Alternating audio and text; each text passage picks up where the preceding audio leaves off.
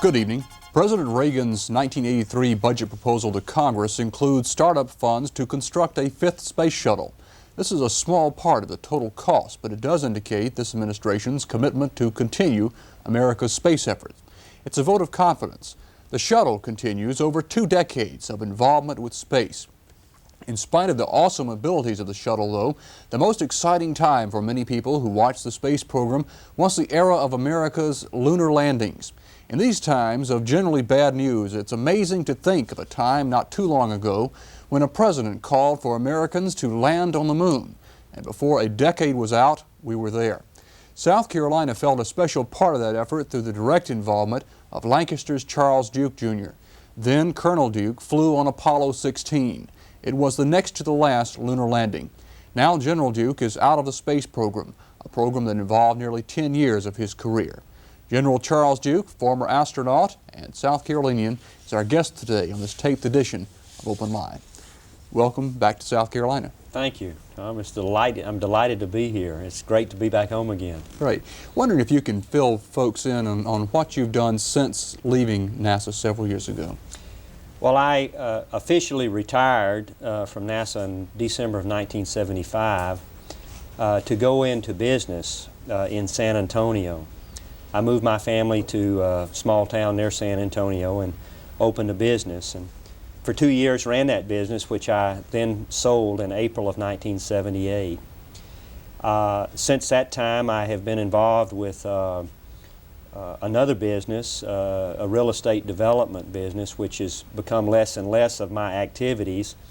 And more of my activities have been in speaking evangelistically around the world. I had a tremendous experience with the Lord in 1978, and that changed my whole life, and I just felt now called to go around and share the good news of Jesus with generally business and professional people in third world nations. And so it's been an exciting time since then, and that's really been my activities the last 5 years.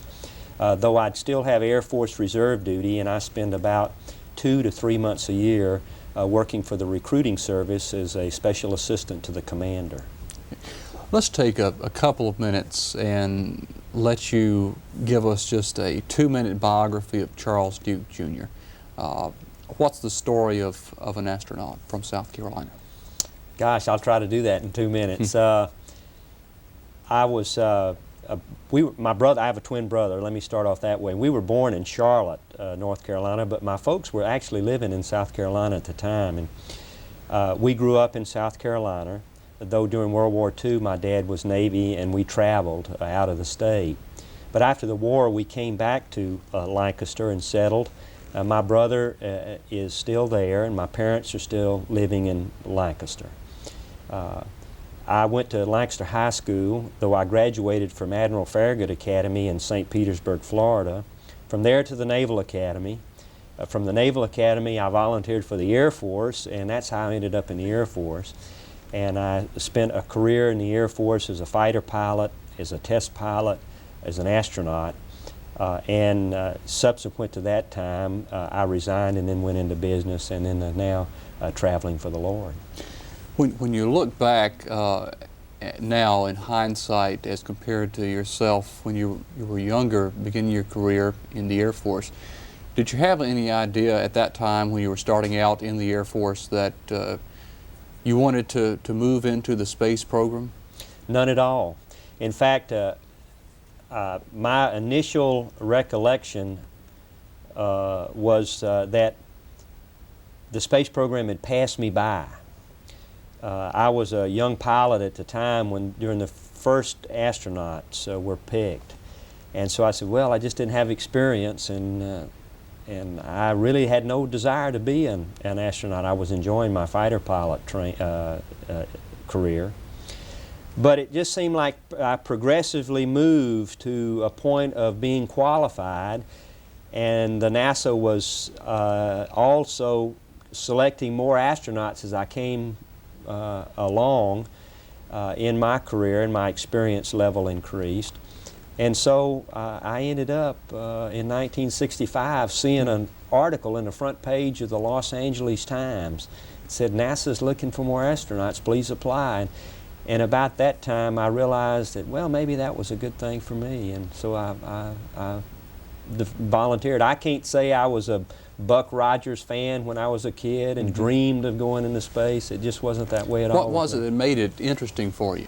I thought, by then I was a test pilot, and I thought that being an astronaut was the best job you could have as a test pilot.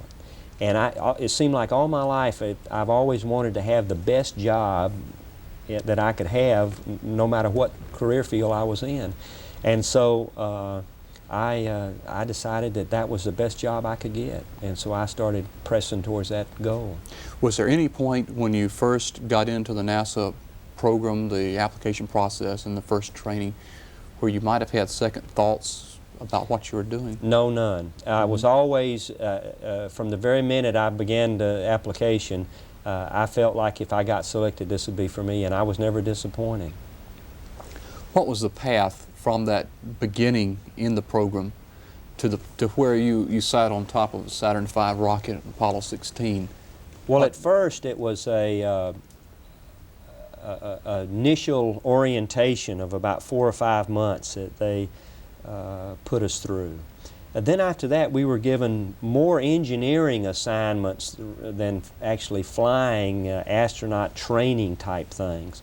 While we were involved in some geology training for the moon flight, generally we had duties that were made us responsible for engineering systems of the spacecraft. For instance, I was responsible for the lunar module engines, the lunar module procedures development.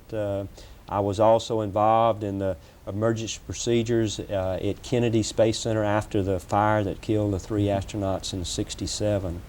So those are the kind of duties I had before I actually became a crew candidate.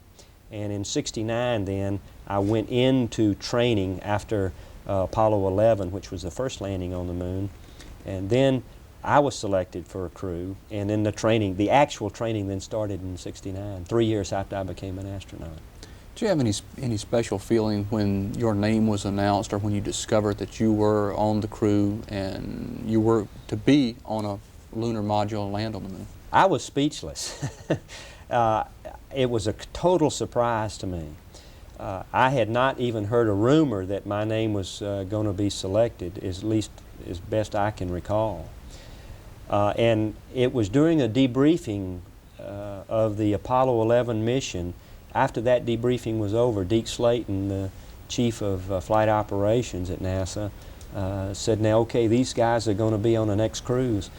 And actually, my name came out as backup crew for Apollo XIII, which meant if all went well, I would fly on Apollo 16, but yet we weren't announced. It really depended on whether we did a good job or not in backup. But that's the way it ended up. I was elated, and I ran home and told my wife, and we wanted to shout it from the rooftops. Yeah. What about later on? The Apollo 13 flight had a very close call and was saved by the ingenuity of lots of folks getting them back. Briefly, what happened on that, and did that change any of your thinking about the flight? Well, no, it didn't. What happened as far as the failure goes on the flight was the heater element in the liquid oxygen tank failed on, and which meant the pressure, the oxygen was being heated up and it was turning to gas and increasing the pressure in the tank. The relief valve performed normally, but it didn't have the capacity to vent the pressure as fast as it was building up due to the heater, and eventually the tank overpressurized and exploded. And when that did occur, the shrapnel from that tank severed one of the plumbing lines on the other tank, and so that tank was allowed all its oxygen then drained overboard or vented into space. So they were without oxygen in command module.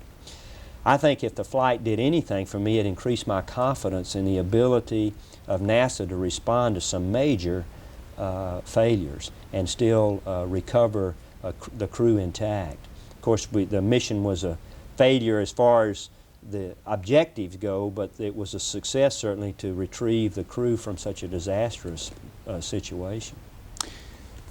What about after that flight, as you got closer to your launch date? Obviously, you spent hundreds and thousands of hours in simulators of I guess, particularly the descent to the moon's surface and the terrain and that you'll be approaching and all of that. What about those hours of simulation? In Tom Wolfe's book, The Right Stuff, he talks a bit about the hundreds and hundreds of hours of simulations and what that does to make it seem just a part of you, what's going to happen on the flight. Well, that's exactly what it did. It made you so familiar with the procedures and the terrain because our landing model was very precise, as best they could do from the photographs we had, which turned out to be excellent. And the simulator was so accurate that you felt like when you got in the actual system, you were putting on an old glove. You know, you're putting on an old suit of clothes. It just fit. And in fact, the actual flight seemed to be a lot less uneventful than the simulators, because in the simulator they were always failing the systems, and it was like limping home on a wing and a prayer, you know, and we'd finally stagger in to land on the moon with everything broken. And in actuality, the flight, though we did have some problems, one very serious problem, it in general was sort of if I can use a pilot term, a piece of cake. We just were there and we recognized our landing site. The machine was working great, and so when we actually touched down on the moon, we had arrived and 6 hours behind schedule, but it was nothing compared to the simulator. The simulator training, in effect, just really prepared you for the actual flight, so that you felt right at home, no matter what happened. We felt we could handle any contingency. That's what it's all about. I guess they just throw different problems at you so many times that you can cope with it. It was a big game between the engineers on the computer console, who were in charge of initializing the system and getting us in position, and us inside. They tried to make us crash, we tried to land, you see. So it was sort of a bet that they couldn't give us anything that we couldn't handle. So it was sort of a prideful thing on both ends, but it was a friendly competition, and their goal was, of course, to make us as proficient as we could possibly get, and ours was also to get to that point where we could handle anything that came at us. That's one of the popular home computer games around these days is the so-called lunar lander program. Yeah. I never have been able to work it. I've crashed every time. No survivors. I was going to ask you that. Yeah. You blasted a crater 400 feet wide. That's right. And the forerunner of that game we had 10, 11 years ago on some of the NASA computers, the little mini ones, and nobody ever made it. I could do it in the lunar module, but when I got on that game, I have never been able to do it. Did you have any special feeling when you kicked loose of the command module in orbit and began your descent? Or was it so much a part of you, as you were talking about, that it was just second nature? Now, I don't mean to say we were robots. I mean to say we were familiar with it, but the emotional experience, of course, cannot be duplicated in the simulator. So the emotional high and the excitement was just step by step increase. And when we were in orbit around the moon and separated from our command module, we were elated because I forgot exactly what I said, something like we were floating free and we were ready to go. And at about that time the problem started developing. So we really didn't have a chance to just be in euphoria. We had to really get to work and overcome these problems, which with the help of a great team in Houston we were able to do, and so we were able to land. One time during our flight, the situation looked fairly serious. Mattingly, his spacecraft had a problem with its main engine control system, which we initially thought would require an abort. In other words, we weren't going to get to land. So emotionally, we were really down in the pits. And if your heart can drop in zero gravity, ours felt like it was down in our soles of our shoes, because we had trained 3 years. We'd come 240,000 miles. We were within 8 miles of the landing site. We could look down and see it every time we came around. And we were in the process of joining up again, getting ready to come home. So we were very low. And when Houston gave us the go for landing, we couldn't believe it, actually. And so spirits came back up again, and then from then on it was just a high. What about the last few seconds before you touched down, just before you cut the engines off, and you cut the engines off and touched? What about those sensations? The last 30 seconds, for instance, I knew we had it made. John had selected a very, very good landing site. As near as we could tell, it was almost perfectly level. We had plenty of fuel. And we were coming right down according to plan, but at about 20 feet for some reason he leveled off and stopped his descent, about 20 feet above the surface. And by then the rocket engine was blasting out the dust, and it became like you were starting to look through the fog at the surface. And then I started getting a little anxious because we were just hovering and the fuel was rapidly going down. And I kept exhorting John to let her on down, and then he finally started down, and it took about another 20 seconds for us to get down to touchdown. But we ended up landing with ample fuel, and everything else was, all the other systems were go. But when you're that close, you sort of get a little anxious when you're sitting there just hovering, so I guess I got What was he doing? Oh, he was cool stone. He was unflappable.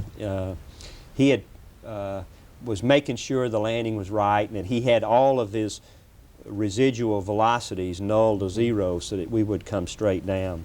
Though the lunar module could land with a sideward or a forward velocity, generally we tried to hit going straight down. And so he was making sure all of these residual velocities were nulled out, and I was helping him with that. That was really my job. We've got some pictures of the walk on the moon and at various points, and let's take a look at that and let you talk a bit about what we're seeing. This is a television video that was made into a movie, of course, because there wasn't anybody up there taking our picture, but the television camera. I'm on the right and John's on the left, and we're coming down a fairly steep slope. We had climbed in our lunar rover up about 400 feet above the valley where we had landed. Here again is in a small depression, a crater. You'll notice that the surface of the moon is sort of a gray, dusty and very dusty due to the crushed rock. We started out looking like Mr. Clean, but within a few hours the dust got on our suits and we were gray color. This gives a good view of the lunar module as we completed one of our EVAs, or moon walks. The vehicle, the lunar module, was about 22 feet high and about 22 feet wide, so it gives you a good idea of the size of it here as we stand next to it. The television camera is now zooming in on me as we prepare now for another excursion. The lunar module is in the background. The little sack I have in my hand is a lunar collection bag, which was useful for putting our samples in. This is the last stop we made after we had been on the moon for 72 hours. That I'm on the right there, and that black spot above my head is about 500 yards away, and there's a large crater between me and that spot that's about 200 feet deep. And it was so steep we couldn't see the bottom. This is just a large rock on the side of that crater. We thought was going to be the biggest rock that we visited. It turned out it was a small pebble compared to this next one that you'll see here. We're jogging off now towards that rock, that black one in the foreground there. On the moon you have a problem with distances because there are no familiar objects, Tom. You can't look out and say, well, that's a block away or 100 yards, because you've never seen these objects before, so you have no idea whether it's a large object far away or a small object close in. Well, as we started jogging away, you'll notice in the film here that the rock grows in size as we jog into the distance there. And it ended up, when we got down next to that rock, it was about 30 feet tall and about 90 feet long, and was larger than a house actually. And we were overwhelmed with the enormous size of it. And as I stood next to that rock with this little hammer in my hand, wondering what I was going to do to collect a sample, but as we went around to the right side of it, there was an outcrop of the rock that allowed me to pound on it with my hammer and collect a piece about the size of a grapefruit. This was the largest single object that anybody saw on all of the Apollos. Now this is the final parking of the lunar rover. We left the television camera activated, and we jogged around to the front of the lunar module for get ready for liftoff. And here we go, back into space again after a 3-day stay on the moon, into the blackness of space. 6 minutes later, we were in orbit, going about 3,000 miles per hour above the moon. And an hour later, here we are now. Ken Mattingly's taking our picture from his spaceship as we orbit the moon 60 miles above. And we're out of it right now. That was, I'm sure a lot of folks didn't quite remember. And when I see that picture of the launch, that the camera was active on that lunar rover. That's right. But that's one of the more tremendous shots of the entire. I believe that was the best one that was taken during the last 3 flights, where we had a camera that could be controlled from Houston. It had a pan and a zoom and elevation, so they did all of it. All we had to do was turn it on, and then they took control, so it left us free to explore. It was spectacular. How long were you on the surface? Almost 72 hours, a little over 71 hours. And we were planned 72, and we almost made it. Did you get any sleep? Yes, we did. John and I were allowed to sleep during 3 separate occasions. The first occasion, we didn't get much sleep because it was just a few hours after we landed on the moon, and we were so excited. We were like 2 little kids at Christmas that sleep was very difficult in coming. But after that, we were very tired. Working on the moon is a hard job, and so we were thankful for the sleep periods. How much difficulty was it getting in and out of did you get in and out of the suits? Yes, we did. After every excursion, we climbed back in. We took off our backpacks, which were our life support systems. We took off our suits. Now in the lunar module, that made it very crowded because it was difficult enough with 2 people. When you took the suits off, and basically you had 4 people in there because the suits were bigger than you were, and so it got very crowded, and you had to be a good housekeeper to make sure everything was put in its proper place. Then we were able to sleep in our set of long underwear in a hammock. Then the next day we'd get up, we'd eat a meal, put on our suits, pressurize, depressurize then the lunar module, and climb outside for another excursion. We saw the lunar rover in a couple of the pictures, and that's something that, again, you have to think back to remember that, but sort of a dune buggy on the moon, it was called. Exactly, yes. It was an electric car, had 4-wheel drive, and it was designed to be steered from either seat, though John Young in the left seat was the driver. I was more the navigator. And it had a handle that was total control, if you will. When you push the handle forward, you accelerated. When you pull back, you braked. And when you pull the handle to the side, it would turn in the direction you pulled. And so it was a very maneuverable machine. When you think of those hours on the moon, you've spoken of your religious experience in 1978. Did you have any religious sensation or inspiration while you were on the moon or during the flight to the moon or back to Earth? No, I didn't, Tom. I did not have a spiritual experience in space. I was not looking for God. I didn't really believe that God was real. I believe there are two responses you can have from a trip like that. One is that the pride of life and the pride that is in us all wells up, and it's, man, look what we have done, look what I'm accomplishing. And unfortunately, that's the way I came back, more of a humanist, man can do it all. The other response is, like the psalmist says in Psalm 19, the heavens declare the glory of God, the skies proclaim the works of His hands. I wish I had had an experience with the Lord up there, but I didn't. As I said, I wasn't looking for that kind of experience. But lately, 5 years ago, I did, and I realize now you don't have to go to the moon to have a relationship with the Lord. About the space program, do you miss it? Only when I see my friends sitting up on top of the shuttle ready to lift off. Then I get very nostalgic and wish that at times that I was there. I'm very content, though, in my present life. In fact, as an ambassador for the Lord, I travel all over the world, and I've never known such a life of peace. It's a real fullness now that I have in my life because it's balanced. And so I really don't miss that life that I had, except at the moments of the excitement of flight, and that still is there. We have about 2 minutes left. The shuttle program is continuing. It's strengthening its foothold in America's space program and beginning to strengthen a foothold in the commercial aspects.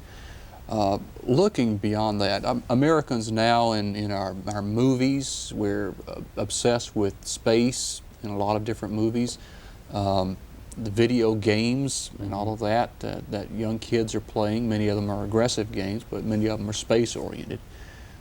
Does any of this point toward anything in the future as far as where you think we're heading beyond the shuttle program with people in space? That's hard to say. I don't think that our fascination with space will result in trips to Mars, for instance. I believe we can do that unmanned. I used to believe that we should go to Mars manned. I'm not so sure of that anymore. I believe the decision to expand the space shuttle to utilize near space for the benefit of man is the correct decision, and that we will see a decade or more of activity in near space, manned flight, probably going into space station development before we'll see another venture out into deep space, into the moon.